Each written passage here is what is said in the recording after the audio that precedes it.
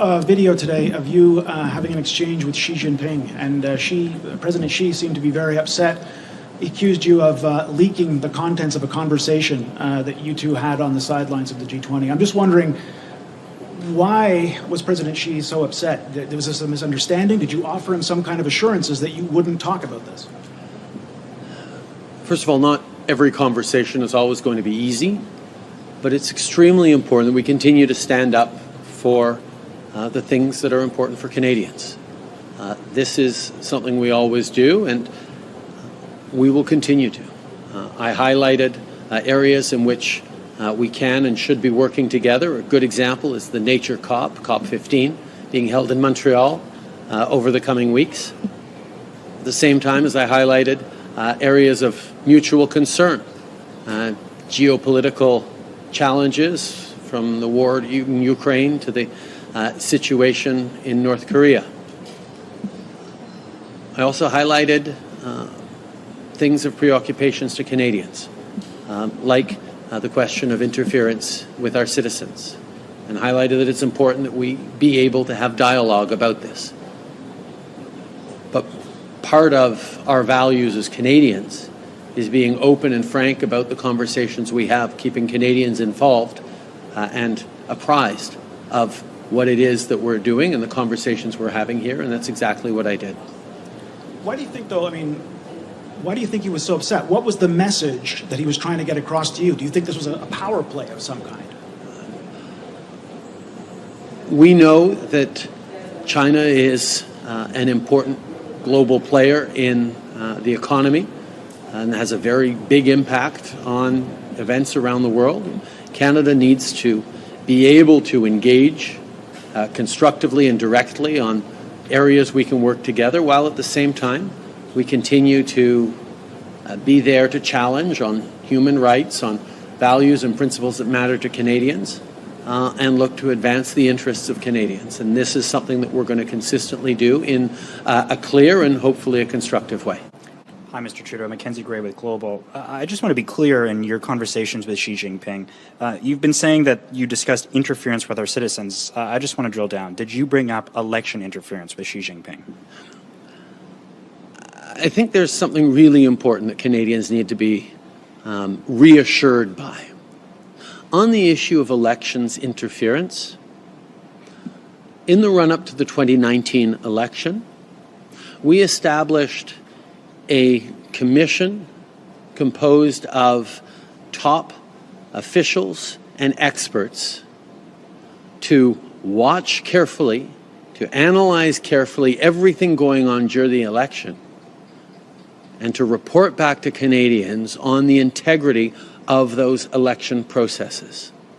And both for the 2019 and 2021 elections, those experts were confident that the elections in Canada unfolded in the right way, and that Canadians can be reassured of that. Their reports are clear.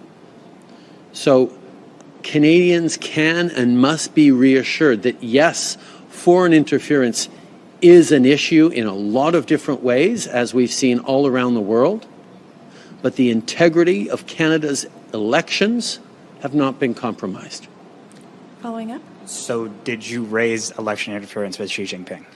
I raised the issue of interference with our citizens and expressed that it's important that we continue to have dialogue about that. Going back to China, President Xi told you that the way that you've proceeded is not acceptable, it can't be repeated. Do you actually see a problem here? Because in the video you seem to be dismissing that concern. Canada trusts its citizens with information about the conversations that we have in their name as a government. I think it's important that Canadians in a democracy, that citizens in a democracy, be apprised of the work that leaders are doing on their behalf, and I won't shy away from being open with Canadians, even as we discuss important and sometimes delicate subjects. Getting the balance right between being open about disagreements and issues we raised, while being able to work constructively at the same time, is something that people have to understand is what Canadians will always do. We'll take one last question with follow-up. Hi, James Griffiths, The Globe and Mail. Earlier you spoke about the importance of dialogue, but you seem to be something of an exception when it comes to a lot of your allies and not having a formal bilateral with President Xi. Given the exchanges that we did see and we have been talking about, do you feel isolated given other allies, including other countries, including many of Canada's allies, appear to be building closer ties with China at the moment? Do you think Ottawa's being left out in the cold?